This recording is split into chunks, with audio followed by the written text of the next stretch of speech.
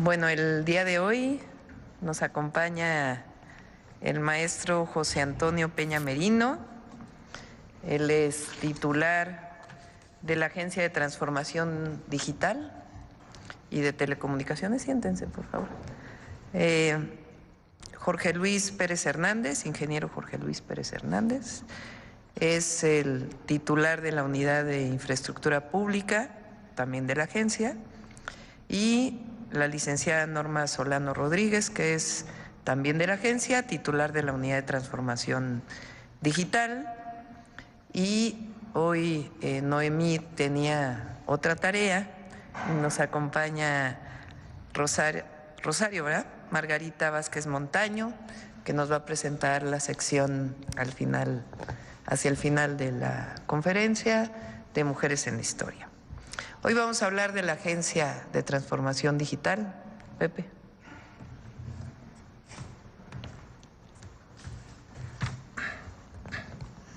Buenos días, con su permiso, Presidenta.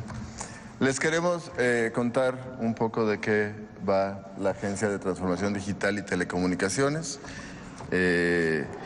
las agendas y algunos de los proyectos con los que estamos iniciando o iniciaremos nuestra actividad. Siguiente, por favor.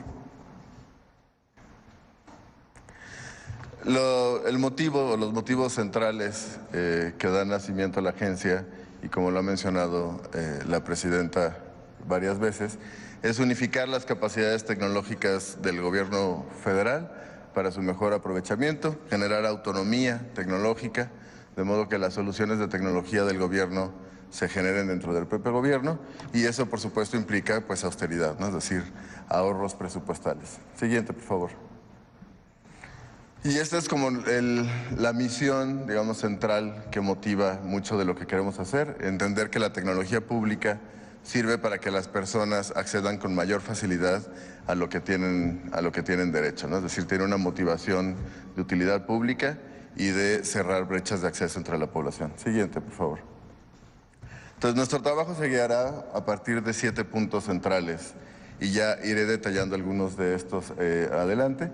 Lo que existe presencialmente, es decir, un trámite que existe de manera presencial, puede también existir de manera digital y es nuestra tarea habilitar que esto ocurra.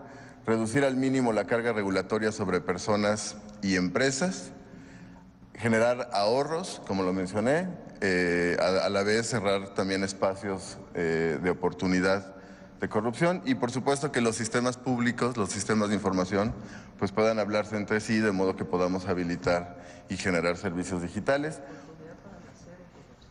Oportunidad para la cero corrupción, exactamente. Un solo número de atención ciudadana que resuelva todos los problemas que no sean emergencias. Emergencias, sabemos, es el 911, todos los días y a toda hora. Inteligencia de datos, es decir, análisis de datos para fortalecer capacidades públicas, autonomía tecnológica, generar nosotros soluciones propias y que esas soluciones además tengan el resguardo adecuado en términos de seguridad y un principio central, que el Internet en México es un derecho. Siguiente, por favor. Y esto se descansa sobre 2 pilares en términos organizacionales. Uno, el pilar de transformación digital, en donde estamos, es un área principalmente centrada a cuidar los productos que tienen una salida ciudadana, simplificación de manera muy importante, digitalización, llave MX, el Centro de Atención del Bienestar, que es el número único, dictaminación tecnológica, esto es muy importante, las adquisiciones de tecnología tienen que pasar por una aprobación de la agencia de modo pues que se eviten contratos abusivos, sobrecostos y que se garantice que lo que se adquiera pueda a la vez ser reutilizado y se hable con sistemas existentes, y ese es un área que está a cargo justamente de Norma Solano, y un área que nosotros entendemos como habilitadora que se llama infraestructura pública digital, que es realmente donde están los fierros, digamos, ¿no? Es la fábrica de software en donde hay un equipo de desarrolladores que ahorita les voy a explicar, infraestructura tecnológica, ¿no? Los centros de datos, las redes locales, el área de análisis de datos, ciberseguridad y política de telecomunicaciones. Siguiente, por favor. Y un poco para que entiendan ustedes cómo tiene sentido, porque este es un modelo realmente único en el mundo en términos de organización y de unificar bajo un solo lugar todas las capacidades de infraestructura tecnológica, pues esto lo que crea es un sistema de soluciones tecnológicas, ¿no? Al final realmente lo más importante es el producto final que nosotros podemos entregar a las mexicanas, mexicanos para poder interactuar con autoridades y resolver trámites y acceder a derechos. Entonces, esto tiene tres grandes momentos, ¿no? El primer momento es el de habilitadores, que está mucho más centrado en el tema de infraestructura digital, ciberseguridad, la fábrica de software, el análisis de datos. Luego hay un área mucho más pensada como en términos de producción, pensémoslo así, ¿no? Que es simplificación y digitalización, que es en donde se generan estos servicios digitales. Y en el centro de esto está Llave MX como el mecanismo de identidad digital, pero a la vez la agencia no solo, estos habilitadores no solo sirven para lo que nosotros producimos, también sirve para lo que otras autoridades de la Administración Pública Federal producen. La agencia, como fue en el caso de la Ciudad de México, pues es un área que interactúa permanentemente con todas las autoridades y recibe requerimientos de todas las autoridades. Ahorita voy a abundar un poquito más en eso. Y queremos además expandir, por supuesto, este modelo a estados y municipios mediante el Centro Nacional de Tecnología Pública. Ha habido ya un acercamiento de muchos estados con los que ya empezamos a hablar, que ya tienen iniciativas y proyectos propios y que nosotros buscamos acompañar y fortalecer. Y al final, pues por supuesto, generar soluciones ciudadanas y atención ciudadana. Y dos acotaciones. Lo primero, la política de Telecom, que hoy tiene la Secretaría de Infraestructura, Comunicaciones y Transportes, entre sus atribuciones que pasarían a la agencia, pues es el piso que permite poder hacer que esto tenga adopción entre la población, que se cierren brechas de desigualdad en acceso, y correos, que estaría sectorizado también a la agencia, en donde lo que buscamos es acompañar en lo que se nos requiera, sobre todo para fortalecer la parte logística de esta institución.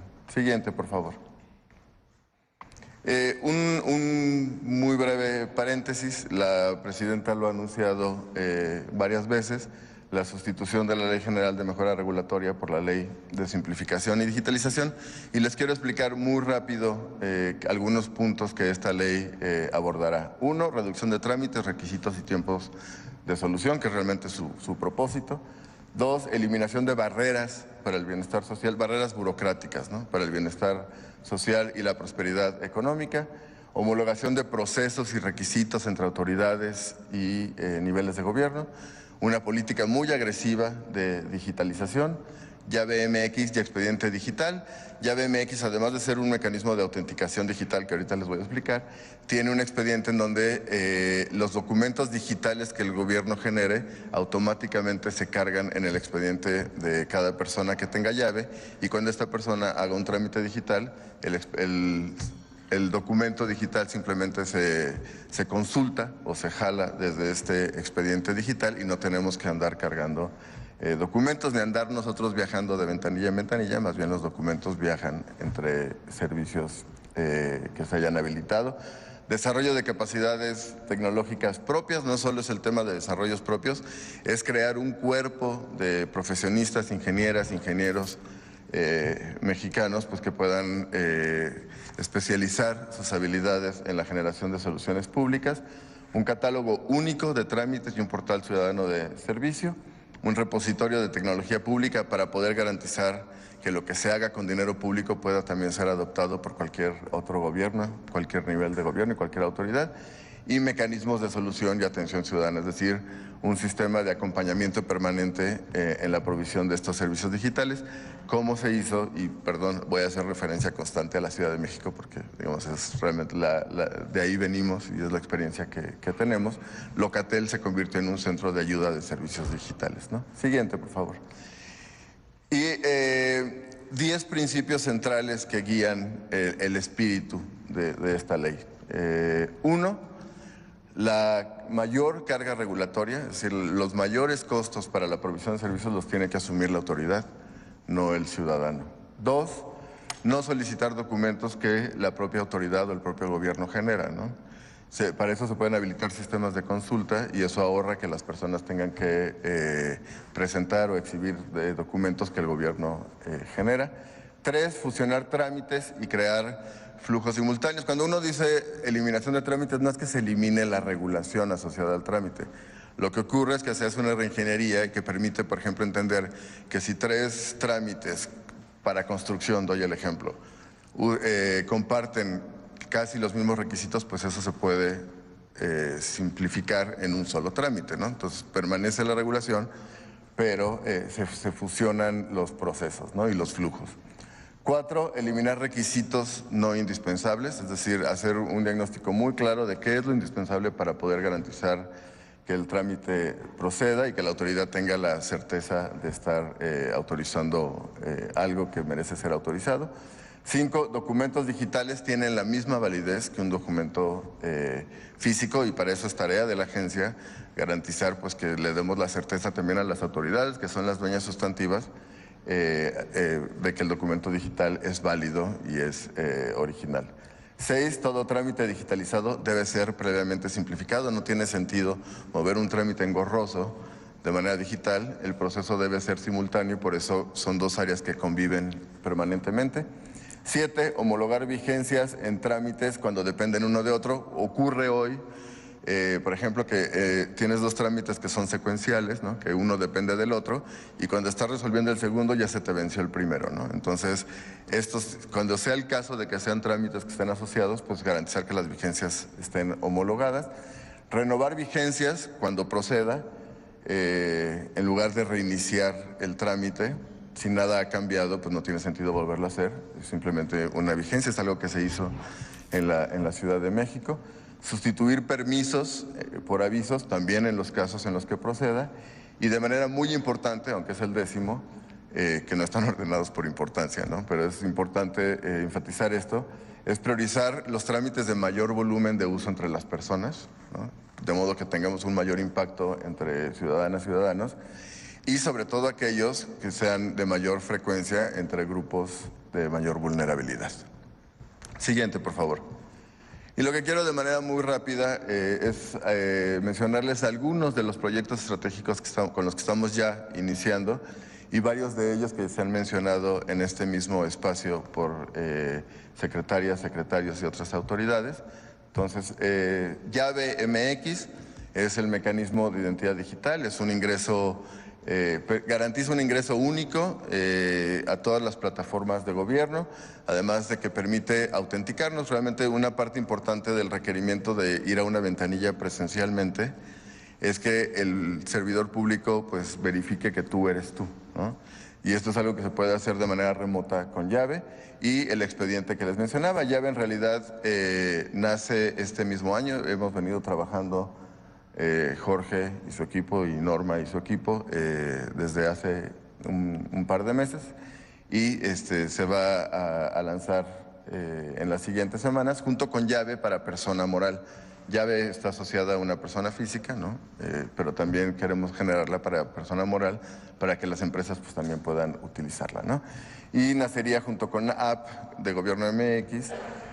Y la integración, nosotros creemos del 100% de los trámites lo concluiríamos en 2026 y creemos que también puede ser un mecanismo importante para que privados puedan usar Llave como un mecanismo de confianza para habilitar servicios digitales privados, ¿no? Y abrir la oferta a segmentos de la población que hoy no acceden. La fábrica de software es apostarle a la autonomía tecnológica, generar desarrollos propios. Son ingenieras, ingenieros, matemáticas, matemáticos, físicos, físicas mexicanos, pues que realmente de egresados, la mayoría de escuelas públicas, muchísimos del Tecnológico Nacional, y que pues están poniendo sus capacidades, su talento al servicio de la tecnología pública.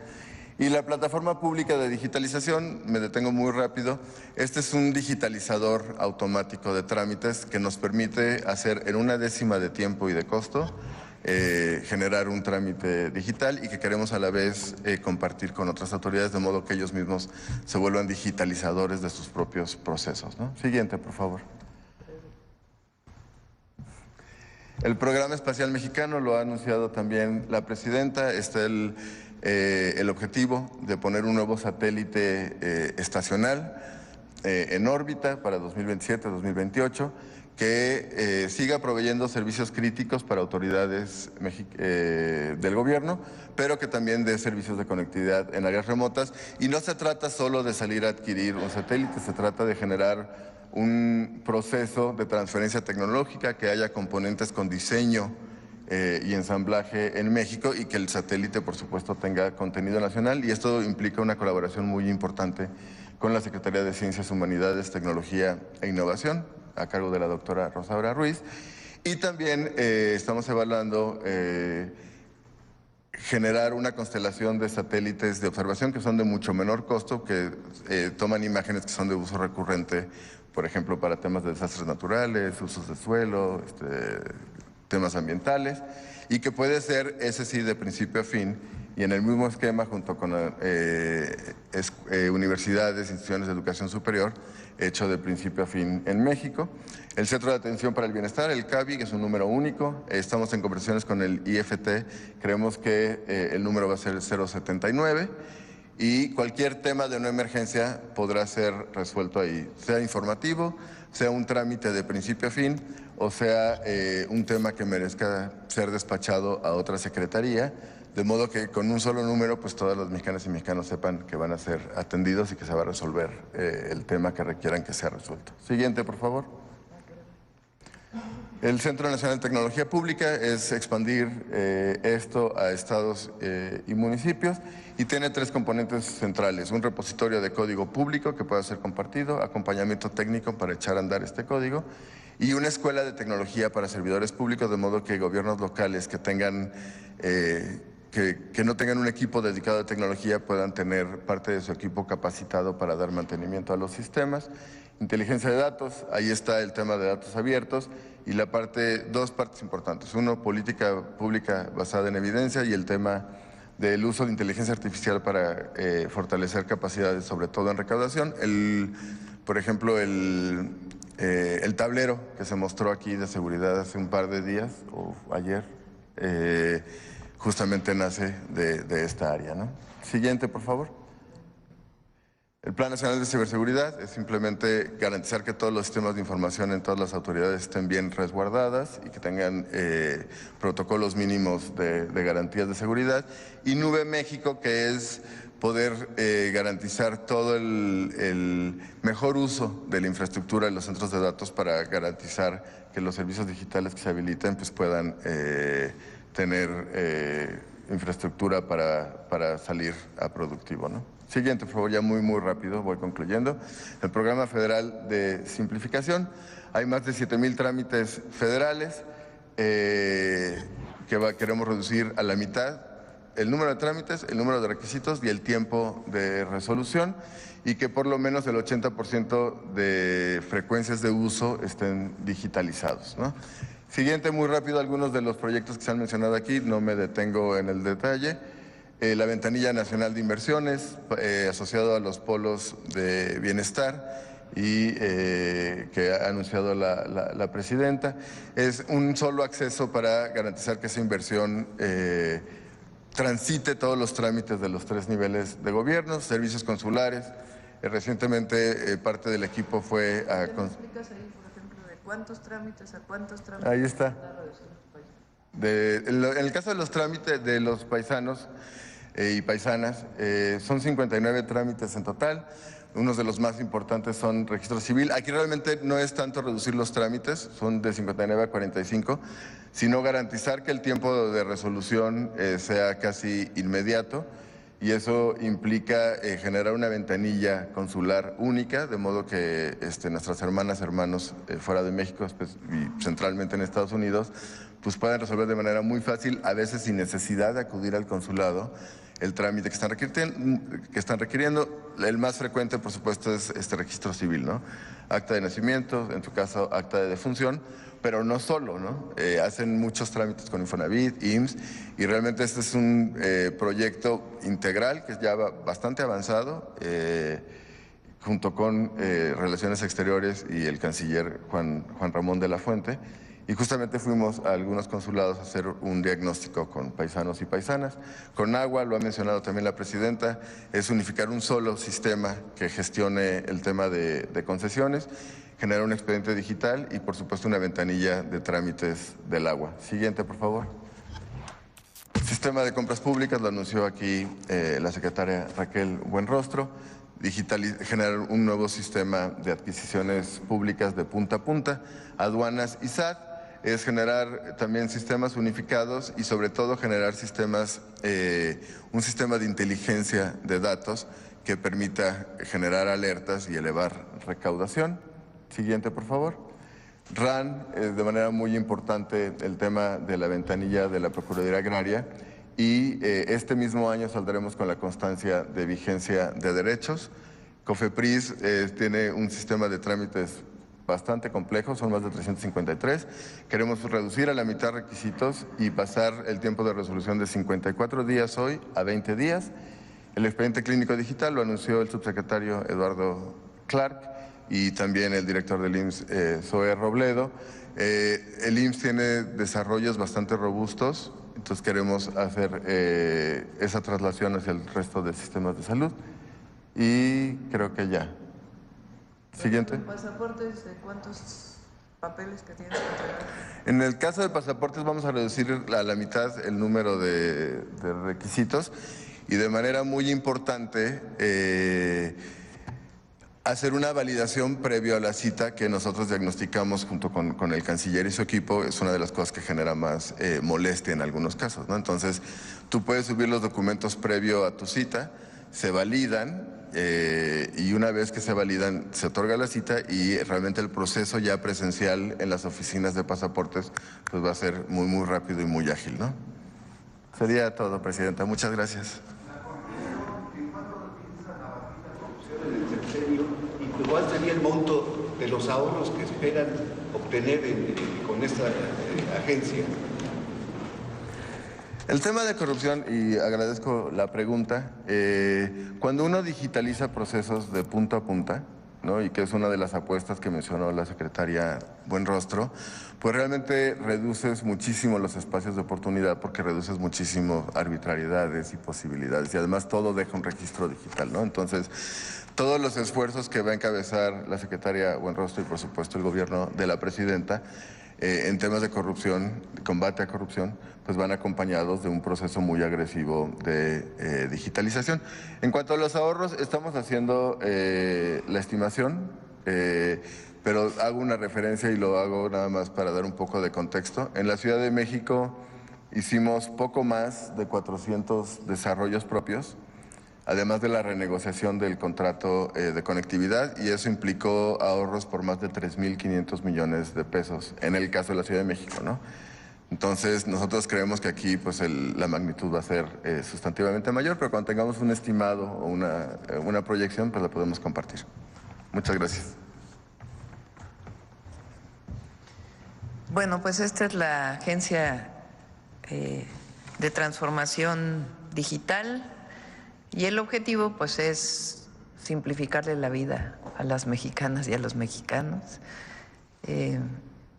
evitar cualquier forma de corrupción que pueda haber en una ventanilla, que cada ciudadano, la llave tiene, si alguien abre una cuenta de banco y después tiene la cuenta digital en su teléfono, pues entra a su cuenta con un correo y un número y una contraseña.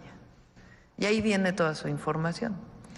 Llave MX tiene ese objetivo, que si uno va a hacer un trámite, pone su nombre, su contraseña, y ahí viene la historia de los trámites que uno ha hecho con el gobierno. Si uno necesita el acta de nacimiento, pues ya está ahí depositada el acta de nacimiento. Así que si el siguiente trámite digital quiere hacerlo uno, pues ya vienen los documentos que se utilizaron para los trámites anteriores.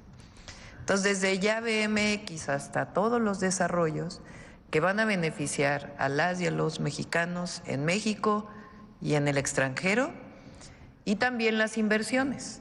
Y vamos a trabajar conjuntamente con municipios, estados, para que también esos trámites puedan digitalizarse y pues avanzar en el desarrollo tecnológico de nuestro país. Ese es el objetivo. Bueno, antes de las preguntas, vamos a ir uno por uno para que no necesiten. Ayer no mencioné la renovación del PASIC, el PASIC 24-25, es muy importante. Entonces hicimos un video pequeño para información de todas y de todos. Adelante. El 12 de noviembre pasado, la presidenta Claudia Sheinbaum Pardo firmó el paquete contra la inflación y la carestía PASIC 2024-2025, en el cual participan 19 agroindustrias y 11 tiendas de autoservicio. Este es un acuerdo voluntario entre el gobierno y el sector empresarial para que no aumente el precio de la canasta básica. La buena noticia es que los 24 productos de la canasta bajan de 1,039 pesos a 910 pesos. Los productos son huevo, pasta para sopa, atún en lata, pollo entero, frijol, manzana, arroz, chuleta de puerco, aceite vegetal, plátano, sardina en lata, azúcar morena, jabón de tocador, pan de caja, bistec de res, jitomate saladet, zanahoria, tortilla de maíz, papel higiénico, cebolla, leche, papa, chile jalapeño y limón. Esto ayuda a garantizar la alimentación de las familias mexicanas y a mejorar la economía popular. Cualquier abuso, repórtalo a Profeco 5568-8722. Listo. Bueno, vamos a las preguntas. A ver acá. Buenos días, Liliana Piña de tiempo.com.mx y puentelibre.mx en Ciudad Juárez. Presidenta, en respuesta a las recientes declaraciones del embajador de Estados Unidos, Ken Salazar, sobre la efectividad de la estrategia de seguridad abrazos no balazos, la Secretaría de Relaciones Exteriores emitió una nota diplomática expresando el extrañamiento de nuestro país ante dicho comentario. ¿Cuál es la posición del gobierno frente a estas declaraciones y qué diálogos se planean con Estados Unidos para abordar la cooperación del tema de seguridad? Gracias.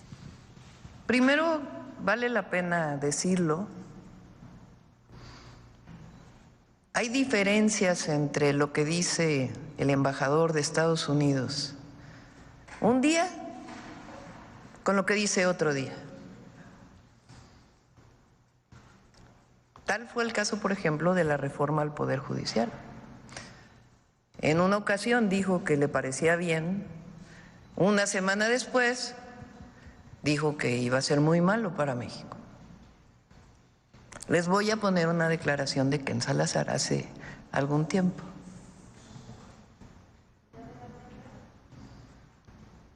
A veces cuando se dice que no hacemos mucho, les digo, pues mire, miren lo que hicimos con Rafael Castro, o Lidio Guzmán, o el Mini. Pero también las investigaciones, que hay muchísimas en muchos diferentes temas, lo hacemos con la Fiscalía, también con todas las agencias del gobierno de México.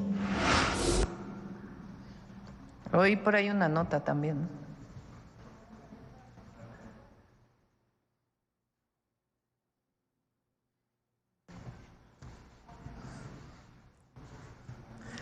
Entonces, ¿cuál declaración escuchamos? ¿La de ayer o la de hace unos meses? Ese es primer tema, porque tiene que haber consecuencia, tiene que haber lógica en las declaraciones que hace uno. No puede uno declarar primero una cosa y luego declarar otra. Primer tema. Segundo tema, México es un país libre, independiente, soberano. Nos coordinamos. Con el presidente Biden, el presidente López Obrador tuvo un diálogo de alto nivel, que le llamaron el diálogo bicentenario, en distintos temas. Tráfico de drogas, tráfico de armas, porque es de un lado y del otro. Migración, seguridad, hay coordinación y va a seguir habiendo coordinación, porque es muy importante, porque tenemos una frontera común, entonces tiene que haber coordinación, tiene que haber diálogo de alto nivel que nos permita coordinarnos en diferentes temas que importan a uno y a otro país. Además somos socios comerciales, pero no subordinación. Eso no. México es un país libre, independiente, soberano. Nos coordinamos, trabajamos juntos, pero no hay subordinación.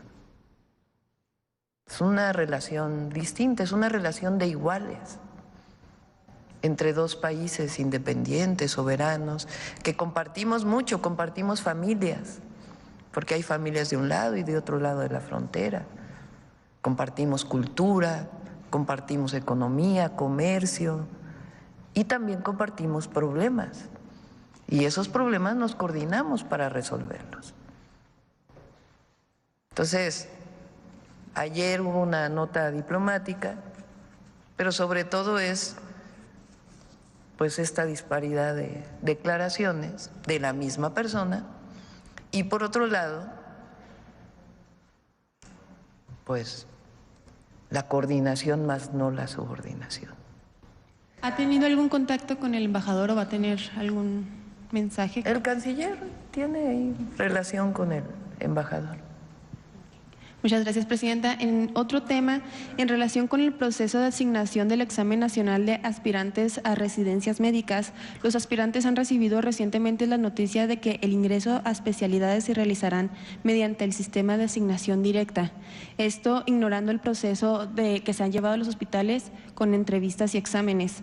Dada a dichas especulaciones y dudas de los médicos, ¿podrían aquí en este espacio explicar a los médicos y aspirantes cuál es el proceso para asignación de hospitales a los nuevos residentes? Y también, en dado caso de que se llegue a hacer un cambio o alguna modificación a los médicos que van a entrar a especialidades, ¿en cuánto tiempo se va a dar este anuncio? Sí, no tengo en este momento la información sobre este tema. Pero a ver si en este mismo momento nos contesta el doctor Kersenovich o alguno de los subsecretarios, y si no, les pedimos que hoy mismo puedan dar respuesta a esto que preguntas. Muchísimas gracias. Y para cerrar, Presidenta, el INE ayer mandó una carta a la Presidenta en el cual justificó y explicó los gastos para las siguientes elecciones. Preguntarles si ya recibió la carta y también qué mensaje les envía. Muchísimas gracias. Pues el mensaje es que no es justificable el presupuesto que están enviando. Lo vuelvo a explicar. Es más presupuesto en el 2025 que el del 2024, lo que están pidiendo. Estamos hablando creo que de 39,000 millones de pesos lo que están pidiendo. Ahora, sí va a haber una elección el próximo año para las personas del Poder Judicial. Pero a diferencia de las elecciones del 2024, no hay financiamiento a partidos políticos especial por campañas electorales, porque no hay financiamiento para la campaña de jueces, juezas, magistrados, magistradas o ministros, ministras. No hay recurso público para las campañas. Es mínima la campaña que van a establecer a través de sus redes, de volantes, pero no hay financiamiento público. No hay financiamiento a los candidatos, candidatas. Entonces, ¿por qué tanto recurso? Hemos dicho que es un año especial porque el objetivo es disminuir el déficit del 2024. Y las elecciones se pueden hacer sin necesidad de tanto gasto. Hasta ahora en la mañana todavía no tengo notificación de... Gracias. Acá.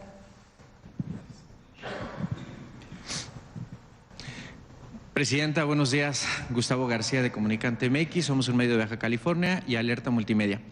Presidenta, y aprovechando que está Pepe Merino, igual y tiene que ver con lo que nos acaba de explicar, hay un caso muy sonado en las redes sociales de una doctora en Puebla, Marilyn Coate, que todos sabemos, COFEPRIS ya intervino, también las autoridades de Puebla ya clausuraron este consultorio. Sin embargo, Llama la atención que así como ella, esta semana se han dado a conocer otros casos de médicos que probablemente su profesión no les acredita ser cirujanos. En Durango acaban de detener a una química y un enfermero que realizaban liposucciones, o algunos licenciados en estomatología, dentistas propiamente, que están realizando cirugías sin ser cirujanos maxilofaciales. Entonces, aquí la pregunta es si el gobierno federal, la agencia que dirige Pepe Merino, tienen proyectado que exista una plataforma donde los mexicanos, más allá de entrar al Registro Nacional de Profesiones, porque ahí podemos validar por cédula profesional que estudió, pero no podemos ver qué le da derecho a ese profesionista realizar ya propiamente la actividad profesional,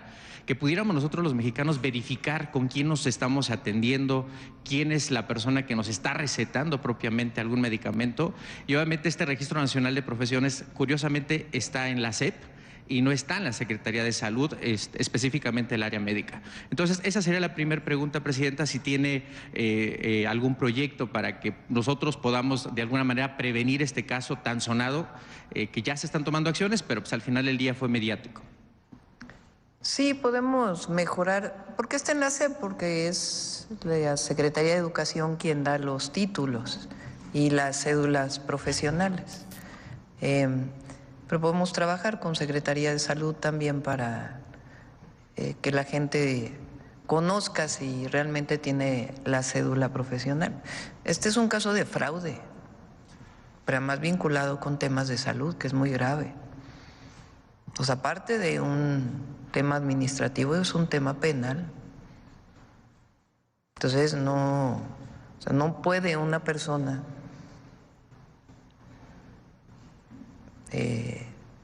ofrecer servicios de salud, que es algo delicado, cuando no tiene la cédula profesional para ello.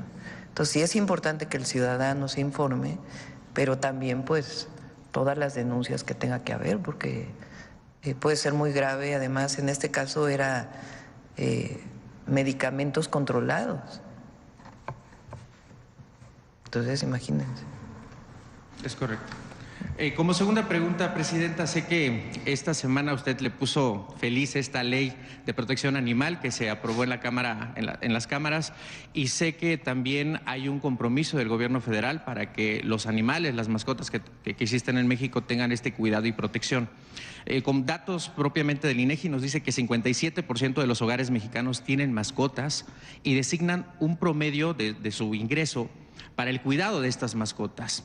Pero específicamente cuando se enferman estas mascotas se destinan entre 300 a 800 pesos por consulta con un veterinario, y podría ser más cuando se requieren análisis específicos.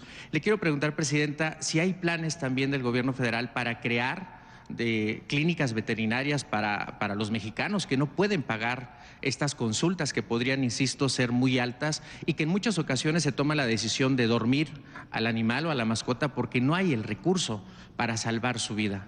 Sí, la mayoría de esta atribución se quedó en los estados. Hay una parte que corresponde en el IMSS Bienestar a la federalización de los servicios de salud cuando se firma por convenio. Pero la mayoría de esta atención a mascotas, a animales, queda en las entidades de la República, incluso en municipios. Entonces son parte de, inclusive cuando se haya firmado el IMSS Bienestar, se queda esa atribución en los estados. Y ahí podemos colaborar y apoyarles para ver qué más se necesita.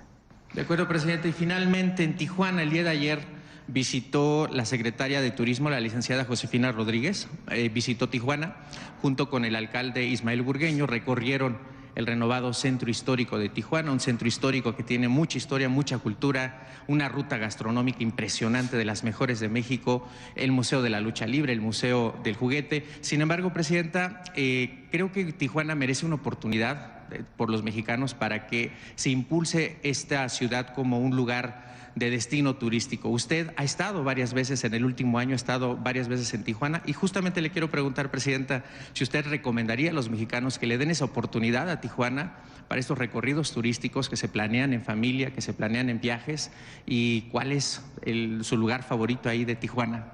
Gracias, Presidenta. Tijuana es una ciudad muy especial porque es crisol del país.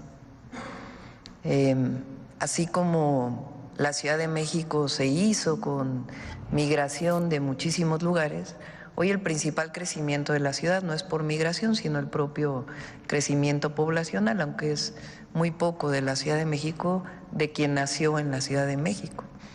Pero en la capital es un crisol cultural de todo el país.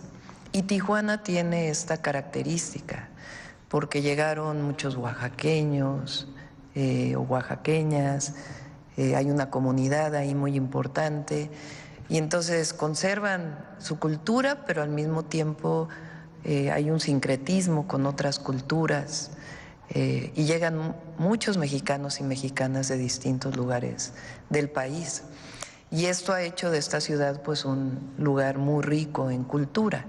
Mucha gente llega ahí para buscar pasar la frontera, pero muchos se quedan en Tijuana.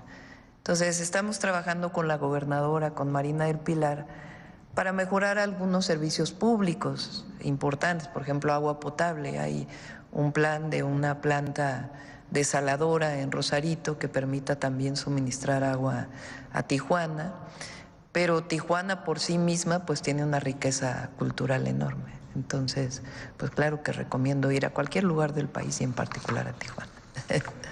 Gracias. Gracias. Presidenta, qué gusto saludarla. Buenos días a todas y todos. Mi nombre es Juan Carlos Sagredo, soy reportero de SICER, vengo del estado de Jalisco y le agradezco mucho el espacio. Presidenta, el nuevo gobierno del estado de Jalisco entrará en funciones en 3 semanas. A la fecha no se ha realizado una reunión entre usted y el nuevo gobernador, el gobernador electo Pablo Lemus Navarro. Quisiera preguntarle, ¿ya hay una fecha para que se realice ese encuentro? Y de ser así, ¿qué proyectos destacaría en ese encuentro en beneficio para las y los jaliscienses? Sí, nos reuniremos ya que él tome posesión para poder trabajar igual que con todos los gobernadores del país, que cuando vamos a su entidad nos reunimos en gabinete, su gabinete y nuestro gabinete, para poder definir los proyectos estratégicos. Hay varios temas en Jalisco, desde el saneamiento de Lerma Santiago hasta, que se hizo algo, por cierto, en este sexenio, hasta otros proyectos importantes. Entonces ya habrá momento para reunirnos con el gobernador. Muchas gracias. Como segunda pregunta, Presidenta, Jalisco será sede del Mundial en 2026 junto con la Ciudad de México y el Estado de Nuevo León. El gobierno de Jalisco, el nuevo gobierno, contempla una asignación presupuestal en 2025 para la creación de un sistema de transporte público que conecte el Aeropuerto Internacional de Guadalajara con el Estadio Akron. Esto permitiría que miles de visitantes que venga por el Mundial puedan dirigirse directamente del aeropuerto al estadio de las Chivas Rayadas de Guadalajara. ¿Está usted al tanto de este proyecto y si la Federación contempla destinar recursos para este sistema? Muchas gracias. Sí, ya platicaremos con el gobernador electo, que pronto ya será gobernador constitucional. Aprovecho para decir que de manera honorífica, con un pequeño mínimo apoyo, decidí nombrar a Gabriela Cuevas para ser la representante ante distintas instituciones junto con la Secretaría de Turismo para atender el tema del Mundial 2026.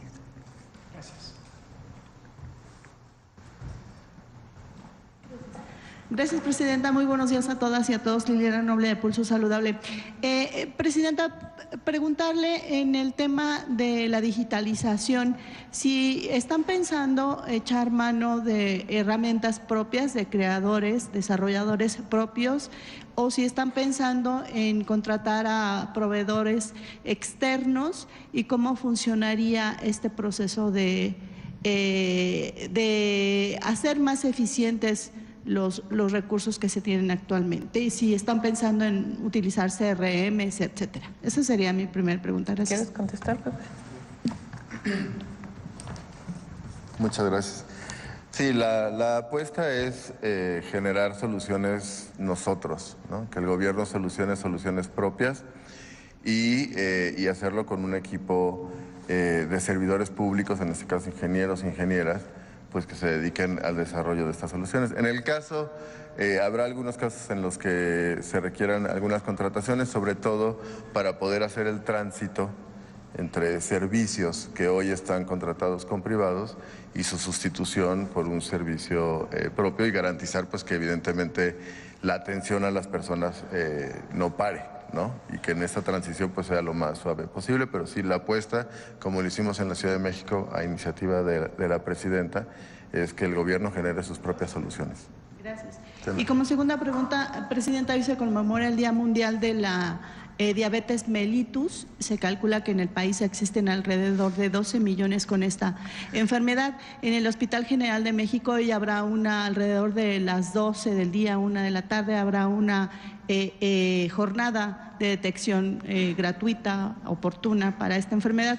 Yo quisiera preguntarle, Presidenta, si ha considerado la posibilidad de que adicional a el tema de no saleros en la mesa, los etiquetados frontales y el tema que recientemente se autorizó, y por fortuna que ya no se vendan estos productos con ingredientes críticos que le llaman la comida chatarra en las escuelas, ¿están pensando en que se pudiera hacer, no me gustaría utilizar la palabra obligatoria, pero que sí se pueda realizar en tiempo y forma la actividad física en las escuelas, sí o sí? Porque hay veces que de pronto entiendo que el tema del invierno es un irritante y puede dañar las mucosas, pero a veces hay algunos otros factores que no le dan tanta importancia al ejercicio, y los expertos dicen que una de las maneras de prevenir la obesidad, que pudiera ser el inicio de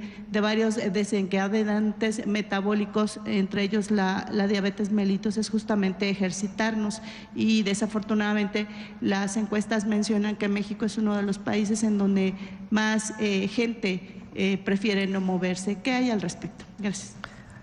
Son varios programas y varios, digamos, metas.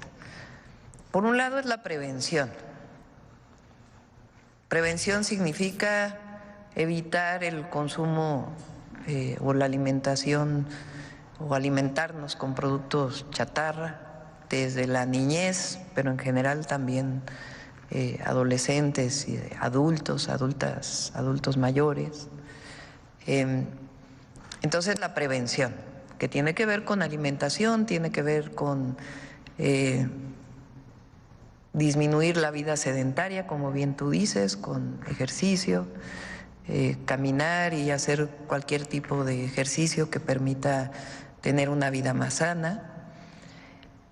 Entonces, para ello está la materia que ya existe de vida saludable, o el área ya dentro de la nueva escuela mexicana que tiene que ver con ello, el que ya no haya productos chatarra en la venta de las cooperativas en las escuelas públicas y privadas, y también pues una campaña que como parte de los lunes de vida saludable vamos a desarrollar. Miguel Torruco está en la Secretaría de Educación Pública y él se va a encargar de esta parte del deporte comunitario. Tiene varios proyectos que ya va a venir a presentar. Por ejemplo, la clase de box más grande del mundo que hicimos en la Ciudad de México, la vamos a llevar a nivel nacional. Eso significa que no solo sea un día que en las plazas públicas se haga este ejercicio, sino prepararnos desde antes para poder llegar a este día y que se visualice la importancia de hacer ejercicio a través de estas prácticas relacionadas con el box. Pero tiene también un proyecto para fútbol, tiene un proyecto para olimpiadas escolares que permitan trabajar con los maestros de educación física, maestras, para poder hacer torneos a nivel nacional. Existe ya una parte, pero los vamos a reforzar, y algunas otras acciones que tienen que ver desde la niñez hasta ser adultos con esta parte. La otra parte tiene que ver con detección. A veces tenemos niveles altos de azúcar y no lo sabemos. Y al no saberlo a tiempo, pues entonces se va agravando. Para ello, una parte muy importante es el programa de salud casa por casa, aparte del fortalecimiento del sistema de salud para las y los adultos mayores. Recuerden que todos los adultos, adultas de 65 años y más que reciben su pensión, a partir del próximo año van a recibir una visita por siempre, porque va a ser un programa permanente de trabajadores de la salud, trabajadoras de la salud, enfermeras, enfermeros, médicos, médicas, que los visiten una vez al mes o una vez cada 2 meses. Van a pasar a su casa y les van a tomar sus signos vitales, hacerles varias preguntas. Si detectan algo, los llevan al centro de salud. Si detectan algo que tiene que ver con una prescripción que ya tienen, pueden incluso tener la licencia para poderlo recetar. El fortalecimiento de las farmacias de bienestar que vamos a hacer. Entonces, de esta manera vamos a detectar, porque también lo que pasa es que hay quien ya tiene principios de diabetes y no lo sabe. Entonces, este programa nos va a ayudar para que particularmente a las y los adultos mayores lo puedan saber, puedan ser medicados o también desarrollar todas las actividades preventivas. Entonces, son las dos, prevención y detección temprana, para evitar complicaciones posteriores. Gracias, Presidenta. Y finalmente, ayer en la presentación de Original vimos que las artesanas vieron con mucho agrado que usted decía que se va a hacer 4 veces al año y no una como actualmente se hace. Tanto la Secretaría de Cultura como la subsecretaria también estuvieron muy contentas al respecto. Y yo quisiera saber si ahora que se hace esta edición, también decía la jefa de gobierno, Clara Brugada, que también ahí va a haber una relación. ¿Cómo va a ser ese tema de la relación? Si solamente se va a quedar la exhibición y la venta en Los Pinos o se moverá eventualmente a alguna otra parte de la ciudad. Y también conocer cuáles serían estos estados con los que han pensado en iniciar esta muestra textilera que vale la pena ir a ver. Ya vendrá la Secretaría de Cultura, es algo que hemos estado trabajando. Las mujeres que vienen de comunidades de pueblos originarios, de pueblos indígenas, también hombres, pero principalmente las mujeres desarrollan distintas, lo que llamamos artesanías o arte popular, que son bellezas extraordinarias. Son textiles, pero también hay trabajo en madera. Por ejemplo, el amate.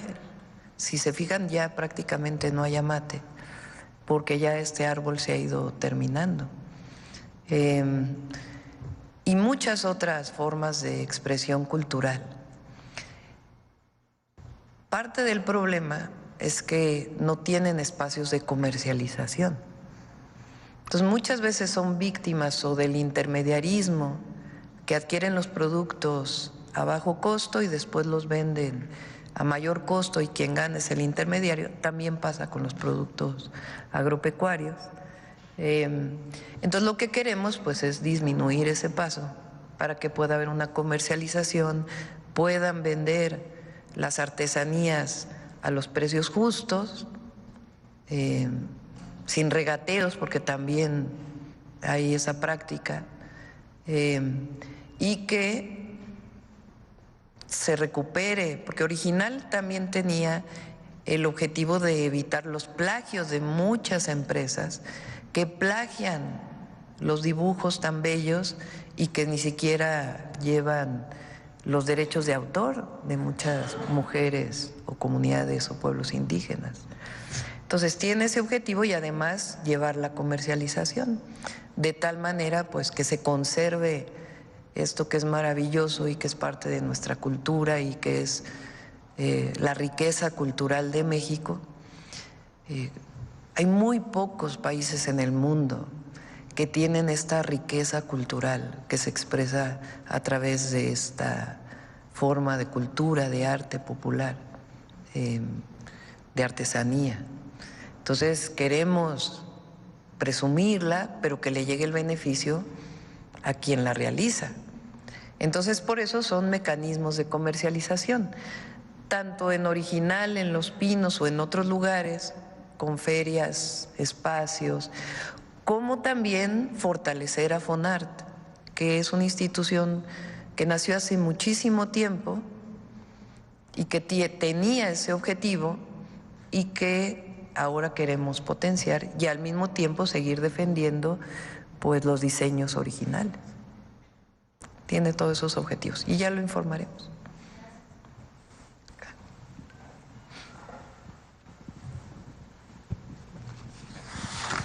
Buenos días, Presidenta de la República, funcionarios, servidoras públicas. Buenos días a todas y todos. Sósimo Camacho, de Luces del Siglo.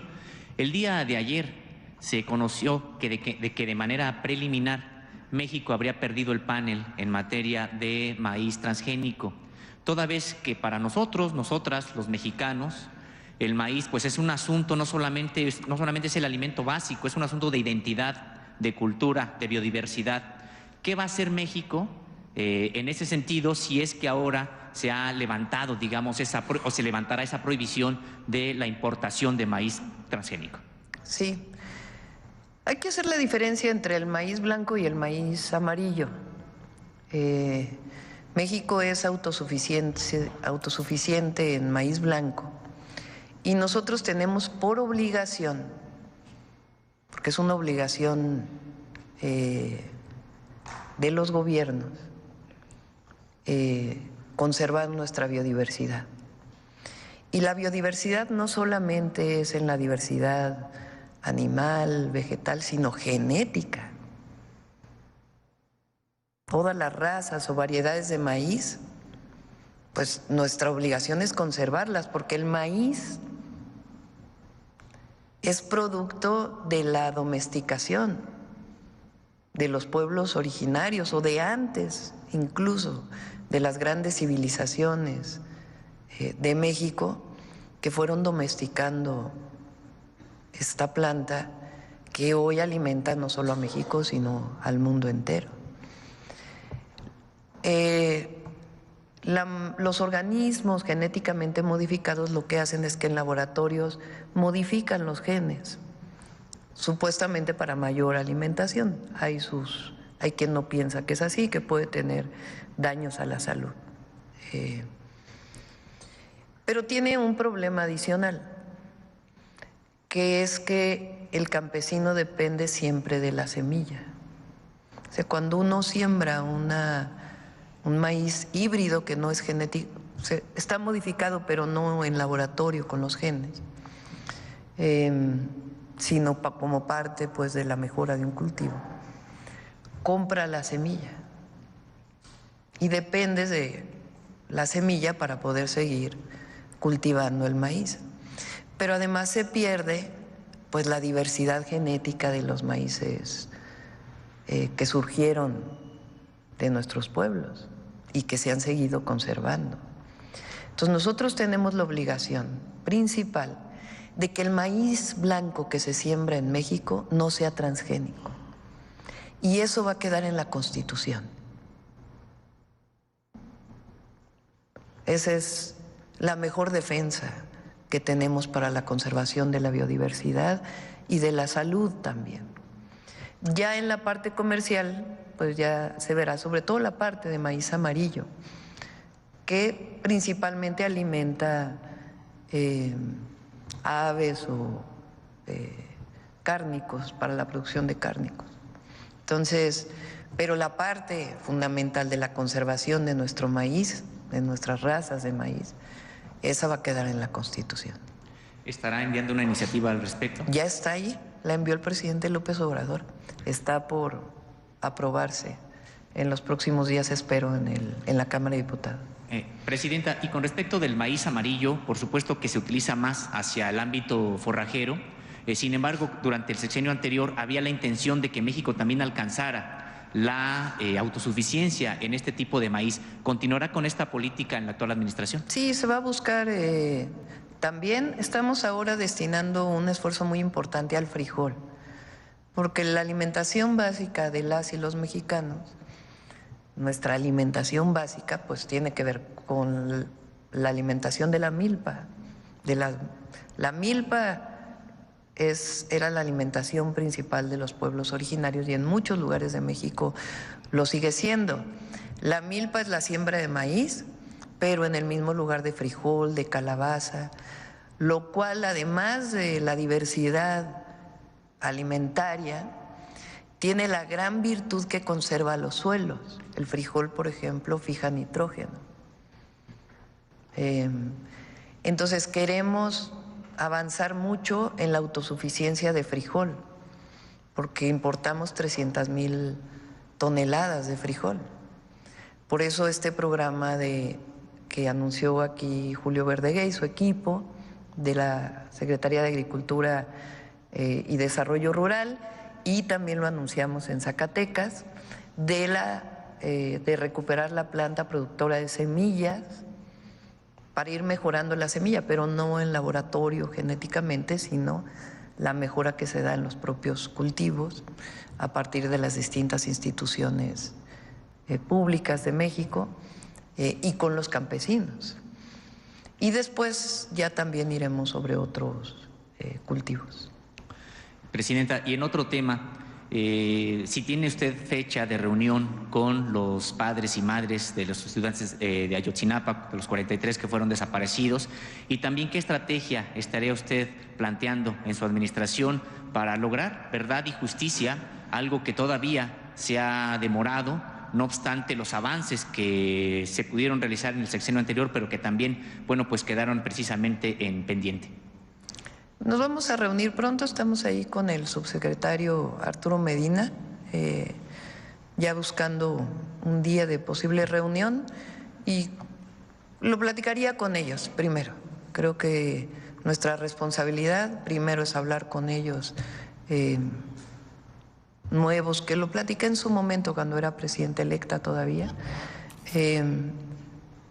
cómo fortalecer la investigación de este caso. Doctora, y también en ese sentido, con respecto de las escuelas normales rurales, pues este ataque a los normalistas, a los 43, pues no fue solamente resultado de lo que ocurrió esa noche, sino de una campaña que hubo durante mucho tiempo, sobre todo en el ámbito del neoliberalismo, con este programa educativo en el que todo mundo tenía que pagar por la educación, así como por los servicios de salud, etcétera.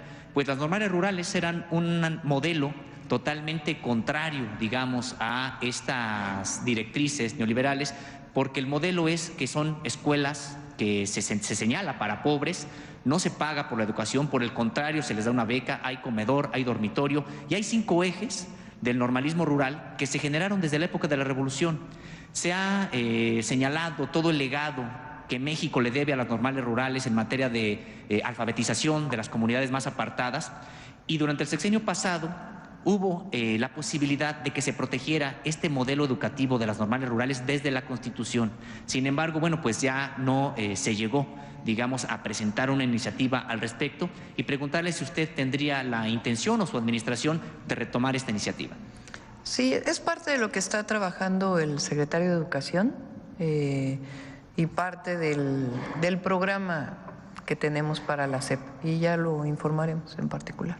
Muchas gracias. Gracias. Adelante. Buenos días, Presidenta. Aarón Díaz, del canal del Chapucero Finanzas, representando a Aguascalientes y a Tabasco. Yo tengo 3 preguntas. La primera de ellas es en relación con el Bitcoin. En primer lugar, en Estados Unidos, Donald Trump anunció que iba a ser al Bitcoin la siguiente moneda de reserva nacional, y en El Salvador el Bitcoin ha servido para lograr financiar su gobierno sin más deuda. Ahorita tienen una ganancia de $200 millones. ¿Usted ha hablado con alguien al respecto para ver si México podría hacer exactamente lo mismo? Por lo pronto no lo tenemos contemplado. Ok, y eso me lleva a una segunda pregunta. Ahorita, aprovechando que está el joven, el encargado de Telecom, la CBDC, ahorita que hablaron sobre Llave México, ¿se estaría utilizando Llave México como una forma de identidad digital y de alguna forma conectarlo al peso mexicano digital que está desarrollando Bajico? Son temas distintos. No tiene nada que ver con una cosa con otra. Okay. Son temas distintos. Y la última pregunta sobre la ley influencer que ahorita se está hablando aquí en la Ciudad de México. ¿Cuál es su opinión al respecto? Ya que en las redes se habla mucho sobre la regularización de la libertad de expresión. No conozco la propuesta que está en la ciudad, como comentas, pero yo creo en la libertad de expresión. ¿Usted está a favor de la libertad de expresión? Sí, totalmente. Ok, muy amable, gracias. Presidenta, el ministro de Canadá, uno de los ministros, dice que su propuesta es anular a México del TEMEC. No. Es una propuesta que no tiene futuro. Recuerden que cuando se firmó el TEMEC, México abogó por Canadá,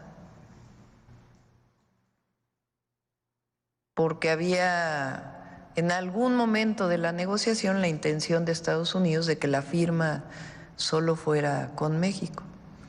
Y en aquel momento México dijo, no, somos 3 países. Y se firmó nuevamente con 3 países. Entonces, no tiene futuro esa propuesta. Está generando mucho ruido, sobre todo en redes sociales. Mucha gente sí lo ve como preocupante y por eso... No tienen de qué preocuparse. Los beneficios para Estados Unidos, principalmente del TEMEC, son muchísimos.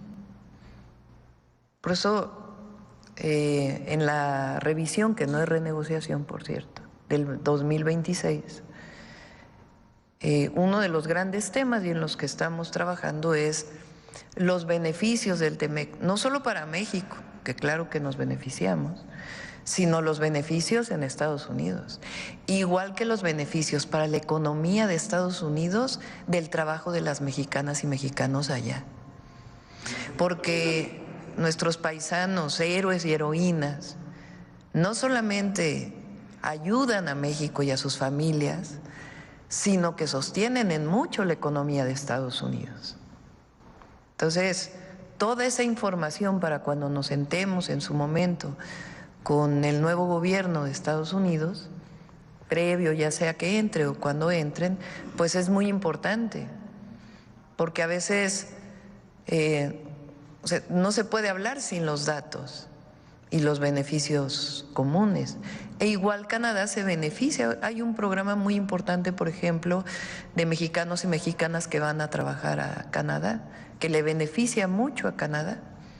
Entonces, nos complementamos, no competimos entre nosotros.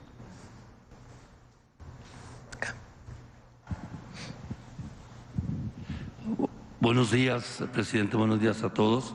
Jorge Díaz, de CNR de Lánzate, de Ensenada, Baja California.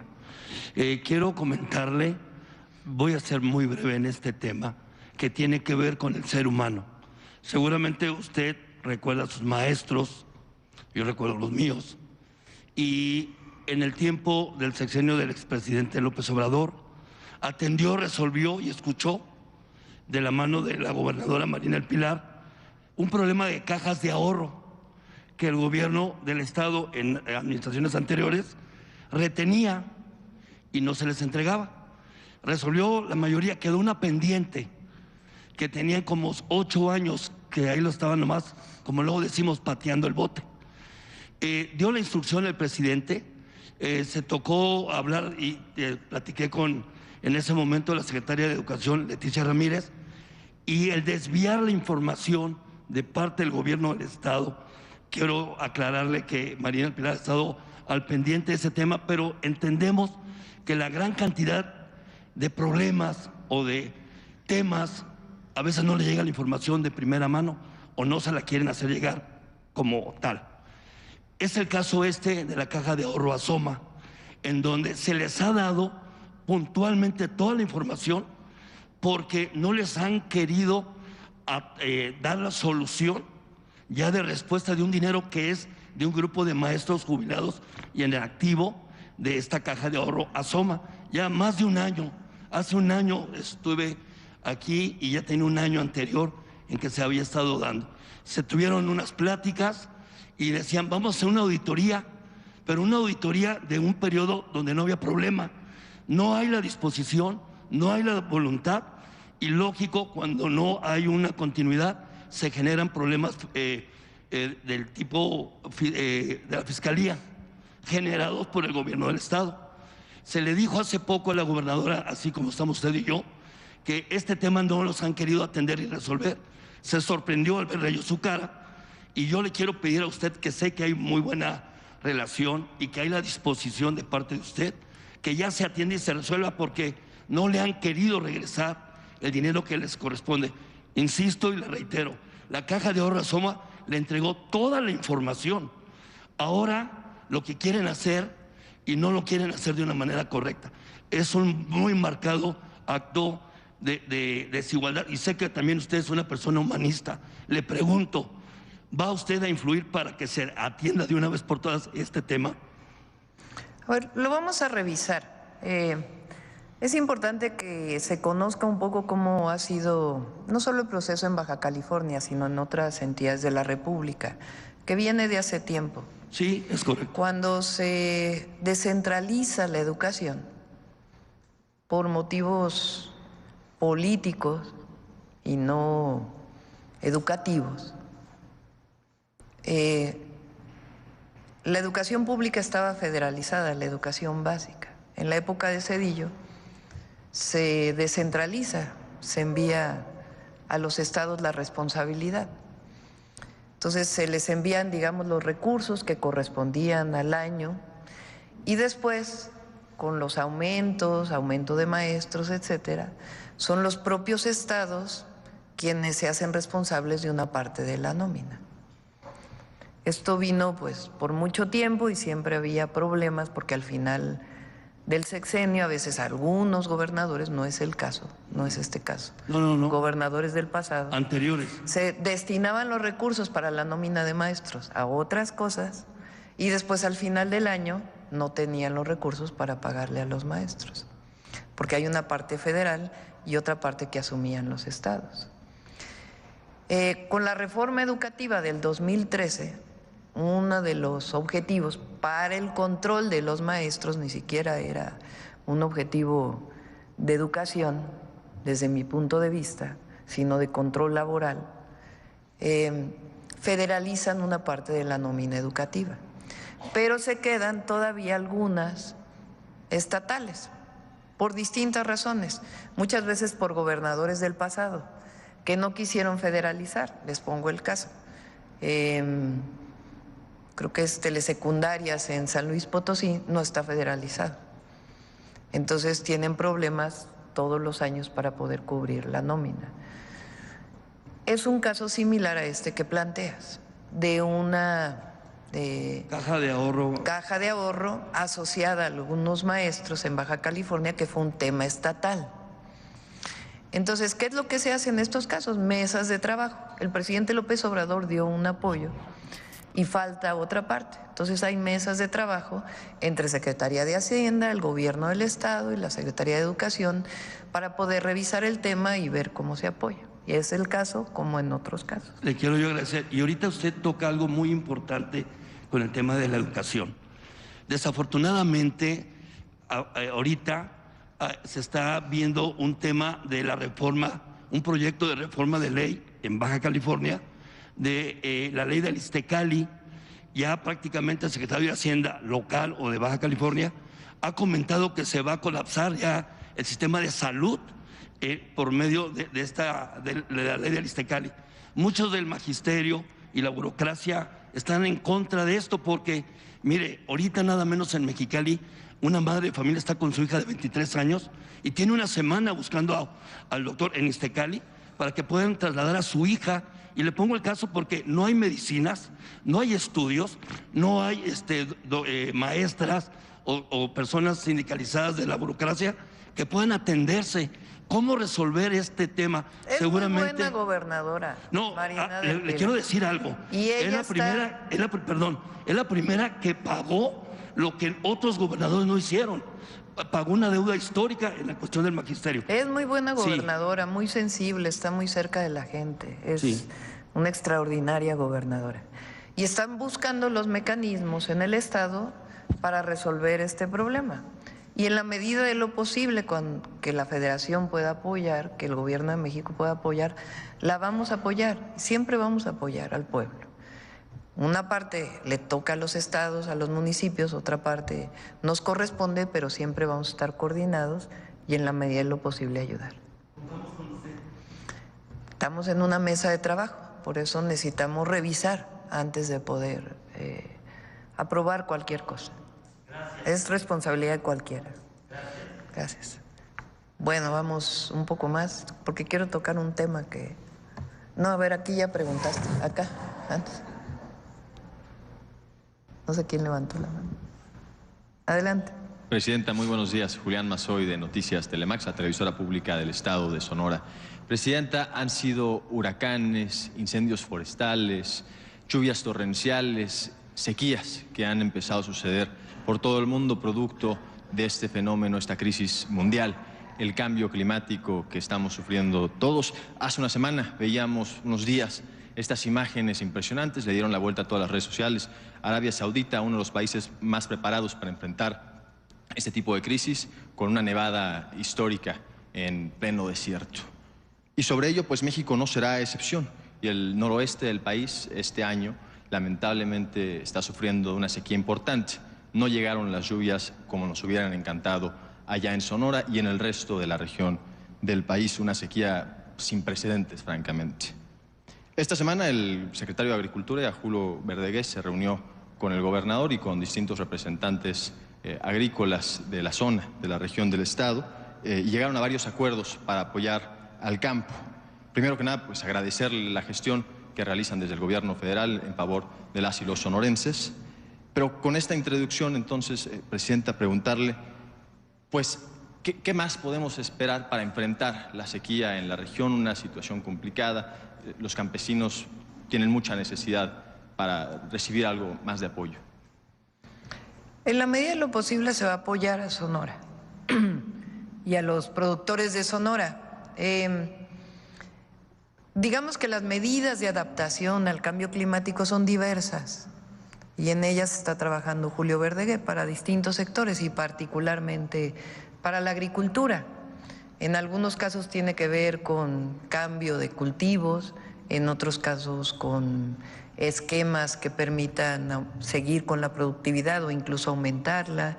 En otros casos tiene que ver con el riego eficiente para que pueda esa misma agua alcanzar para más cultivos o para el consumo humano. Entonces está trabajando con el gobernador y las distintas secretarías. Claro, aprovechar también el foro para exponer el caso de lo que sucede en la ciudad de Hermosillo, más allá del campo, en donde el alcalde de ahí, me parece que es del PRI, Antonio Astiazarán, del PRIAN, está gastando más de 100 millones de pesos para rentar 10 camiones en un esquema de privatización. Pero más allá de eso, mientras eso sucede, pues ya empezaron una serie de tandeos para distribuir el agua y hay una profunda desigualdad, se toman decisiones para distribuir el agua, como lo sucede en varios municipios del país, para que no le llegue principalmente a las colonias pues más pobres. En las colonias donde hay dinero, en donde se usan Twitter, pues ahí sí llega el agua.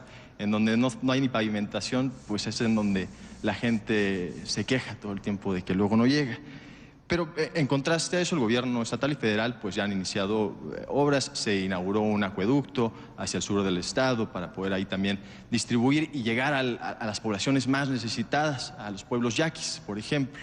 Pero más allá de este caso en específico, ¿cuál es la responsabilidad de los gobiernos municipales en torno a la distribución de este vital líquido para garantizar el derecho humano pues, que haya el agua? Pues en general los organismos de gestión del agua, se llama, están en los municipios. La Constitución lo establece así, que es el municipio quien tiene que encargarse de la gestión del agua. A veces malgastan y hay corrupción, pero en otras ocasiones no tienen los municipios a veces el suficiente recurso para poder atender las necesidades. Entonces tienen una responsabilidad en distribuir equitativamente el agua y en mejorar sus sistemas de distribución. En Hermosillo particularmente, el gobernador tiene un proyecto y lo vamos a apoyar. Está ya en coordinación con la Comisión Nacional del Agua. Vamos a presentar, creo que el jueves de la próxima, creo que en 8 días, el Plan Nacional Hídrico, así como presentamos el Plan Nacional de Energía Eléctrica, el Plan Nacional de Hidrocarburos. Vamos a presentar los lineamientos generales del Plan Nacional Hídrico. Ahí vienen varios temas, justo ayer lo revisamos porque llevamos varios meses trabajando. Y entre otros, uno de los temas es proyectos estratégicos. En esos proyectos estratégicos queremos juntar recursos municipales, recursos estatales y recursos federales.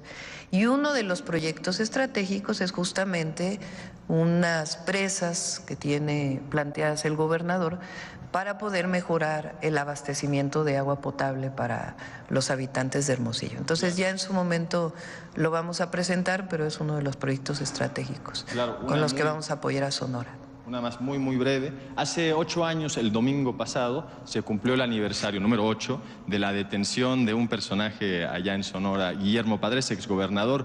Tenía en su rancho, cuando era gobernador en funciones, ayer estaba leyendo algunos temas en redes de la comentocracia.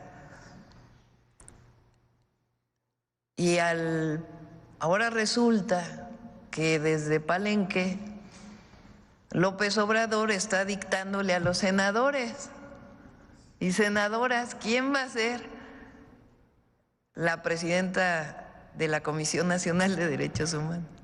Ya se retiró de la vida pública, está escribiendo su libro, está en otras tareas de la transformación.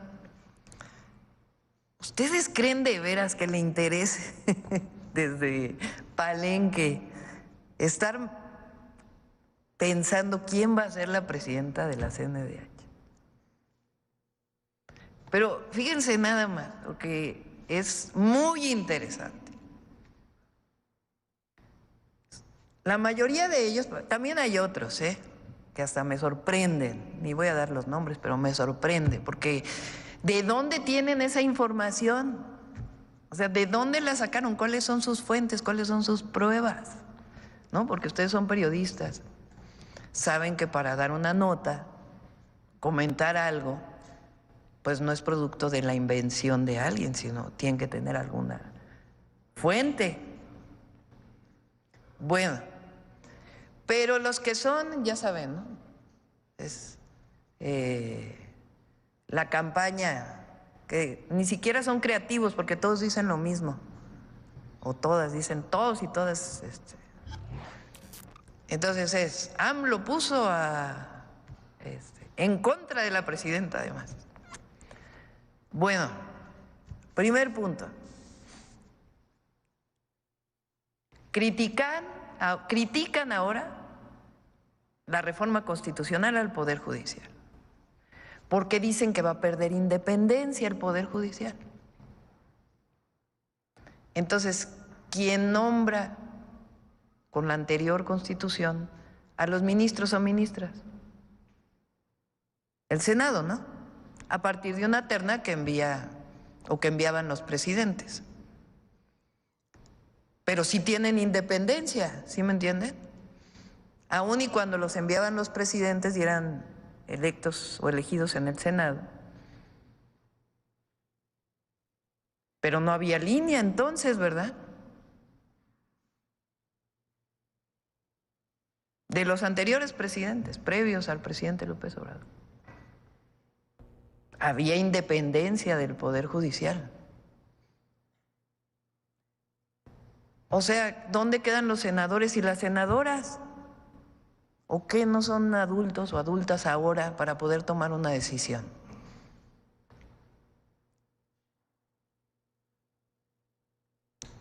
Entonces, en un caso hay independencia cuando se nombra y en otro caso no hay independencia cuando se nombra. O sea, fuerzas tiene que haber una línea del Ejecutivo o del exejecutivo. No pueden creer que no que los senadores y senadoras puedan tomar una decisión. Pero en un caso defienden la independencia de los senadores y en el otro no hay independencia. Entonces, ¿cómo? Está como las declaraciones que pusimos al principio. Primer punto. Segundo punto, ¿por qué no criticaban a los anteriores presidentes de la Comisión Nacional de Derechos Humanos? Estas organizaciones o estos defensores de los derechos humanos. El anterior presidente de la Comisión de Derechos Humanos fue su procurador en el caso Colosio, pero no era criticable.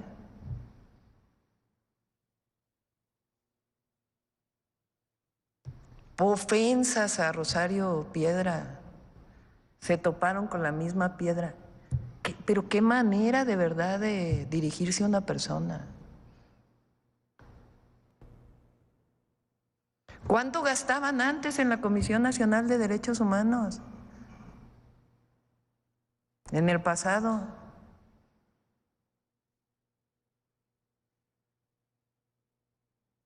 Para comidas, para cenas, para viáticos, los salarios.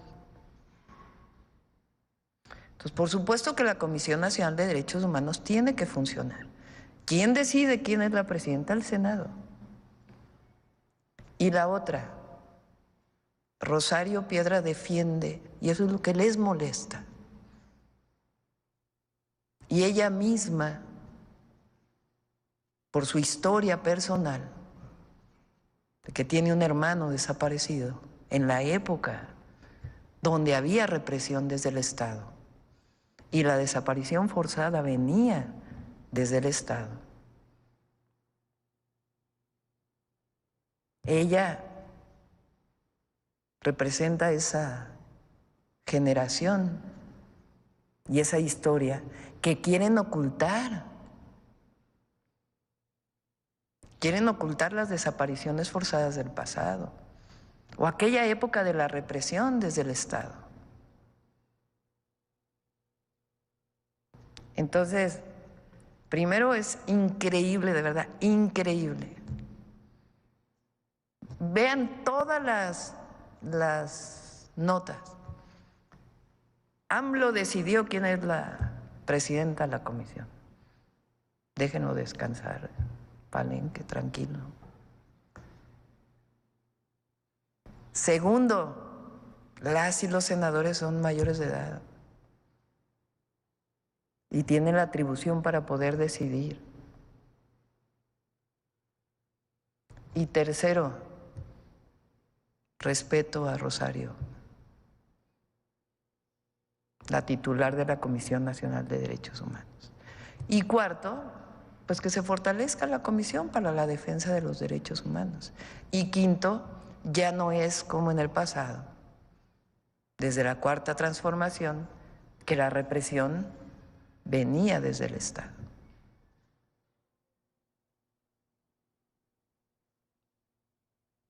Entonces, es interesante mencionar todo esto. Cerramos con Mujeres en la Historia. Muy buenos días, Presidenta. Buenos días a todos y todos. Como ya se señaló, soy la historiadora Margarita Vázquez Montaño y como investigadora y especialista de la historia de las mujeres es un honor estar en este espacio que se ha generado pues, para conocer el pasado de las mexicanas. Estamos próximos a conmemorar 114 años del inicio de la Revolución Mexicana y pues en este espacio dedicado a la historia de las mujeres queremos compartirle la historia de las hermanas Cerdán. Carmen y Natalia Cerdán fueron dos mujeres que buscaron transformar la situación política y social de México en el contexto de la dictadura de Porfirio Díaz. La familia Cerdán, y con ella Carmen y Natalia, fueron protagonistas de uno de los acontecimientos que detonaron el movimiento revolucionario del 20 de noviembre de 1910. El núcleo que habían formado los Cerdán era el corazón de la revolución maderista en Puebla y en el centro del país. La resistencia que ofrecieron al ser descubierta su conspiración fue heroica y de gran sacrificio. Como ellas, muchas otras mujeres se comprometieron en la lucha contra el régimen, creían fervientemente en la necesidad de transformar el estado de las cosas en el país. Ya habían sufrido la persecución, el encarcelamiento y la censura.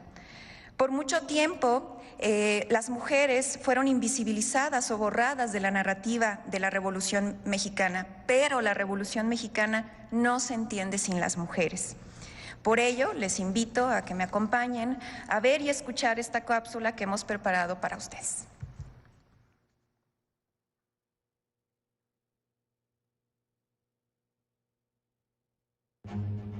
La mañana del 18 de noviembre de 1910, una intensa balacera sacudió a la ciudad de Puebla.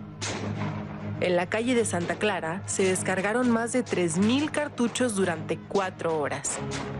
La conspiración que organizaban las hermanas y hermanos Cerdán, respondiendo al llamado de Madero para levantarse en armas el 20 de noviembre, fue descubierta y la policía intentó catear la casa donde se encontraban. La familia Cerdán comenzó a disparar desde la azotea y lanzar bombas de dinamita. Carmen Cerdán, que había participado en el traslado de armas, en la elaboración de bombas caseras y la distribución de propaganda, resistió junto con sus hermanos disparando un fusil desde el balcón y gritando: Mexicanos, no vivan de rodillas. La libertad vale más que la vida. ¡Viva la no reelección! Finalmente la casa fue tomada. Máximo Cerdán murió durante el combate y Aquiles fue ultimado al día siguiente. Carmen fue herida de bala y arrestada junto con su madre María del Carmen Alatriste y su cuñada Filomena del Valle, esposa de Aquiles, y quien en ese momento estaba embarazada de 6 meses. Natalia Cerdán, quien alcanzó a salir de la casa antes del enfrentamiento, tuvo que hacerse cargo de los 7 niños de la familia, 5 de su matrimonio y 2 de su hermano Aquiles y Filomena. Fueron días de pesadilla para ella. Sus parientes detenidas y sus hermanos asesinados. La casa deshecha e inhabitable, sin nada que vender, sin nadie que la ayudara. El problema de la inhumación de Aquiles y Máximo lo resolvió con la ayuda de Miguel Rosales, que recogió los cadáveres y buscó fosas para enterrarlos.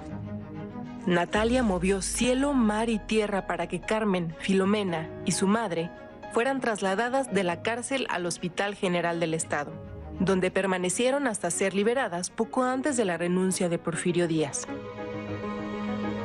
Al ser liberadas, Carmen Cerdán retomó sus actividades subversivas y en 1911 se formó en Puebla el Club Carmen Cerdán, el cual se encargó de difundir propaganda maderista. Ese mismo año, luego del golpe de Victoriano Huerta, Carmen formó parte de la Junta Revolucionaria en Puebla y Tlaxcala. En 1914 se incorporó a las filas constitucionalistas como enfermera en los hospitales militares. En las décadas siguientes, su participación política se enfocó en el apoyo a las mujeres veteranas de la Revolución. La subversión, cruzada por las tareas de cuidados, atravesó la participación de las mujeres de la familia Cerdán y de muchas otras mujeres en la historia. Las mujeres enfrentaron sus propias batallas colectivas e individuales, antes, durante y después de la Revolución. Carmen y Natalia Cerdán son una muestra del compromiso en el activismo revolucionario de las mexicanas y son un referente histórico para la memoria colectiva de todas y de todos. Y bueno, también nos gustaría aprovechar este espacio para hablar de otra mujer revolucionaria, Sor Juana Inés de la Cruz. Pues el pasado 12 de noviembre, Día Nacional del Libro, se conmemoró su natalicio y esta es parte de su historia. Juana de Asbaje Ramírez de Santillana nació en San Miguel Nepantla, hoy en el Estado de México. El 12 de noviembre de 1648 o 1651, no hay certeza en el dato entre los historiadores, era hija de una familia criolla y desde niña desarrolló un talento especial para indagar, conocer y preguntarse sobre el mundo. De muy pequeña y deseosa de adquirir conocimientos, se ilusionó con asistir a la Universidad de México, a la que solo podían asistir los varones. Sor Juana creció en una época en donde las mujeres no tenían muchas posibilidades para desarrollarse. Podían ser esposas, madres o monjas. Sor Juana se incorporó a la corte de los virreyes a la edad de 15 años y así inició una relación muy estrecha con las altas esferas del poder novohispano y con figuras tan especiales como las virreinas. No obstante, después de 4 años de permanecer en la corte, Sor Juana tomó la gran decisión de su vida y convertirse en monja a los 19 años, incorporándose al convento de San Jerónimo. Sor Juana fue una prolífica escritora. Su obra tocó ámbitos como la filosofía, la teología, la estética, la ciencia, la música, el teatro y la poesía, por lo que es lo más conocida. A través de 2 de sus más alusivas obras, la Carta Atenagórica y la Respuesta a Sor Filotea de la Cruz, defendió con ahínco su voluntad de saber, de conocer, de pensar siendo mujer y además defendió el libre albedrío. Era admirada y conocida más allá de lo que en ese entonces era la Nueva España, porque su obra era leída y compartida. Al final, las estructuras del mundo en el cual le tocó vivir a Sor Juana Inés de la Cruz la llevaron a la censura y a la autocensura. Eran tiempos complejos, difíciles para las mujeres. Aún así, su legado pervive hasta nuestros días. Sin duda es un referente para las letras españolas, claro está, pero también para las generaciones de mujeres que le sucedieron hasta el día de hoy, porque defendió nuestro derecho al saber. Muchísimas gracias. Muchas gracias a todos, a todas. Nos vemos mañana. A las 10 más o menos van a estar aquí. Gracias. ¿Perdón?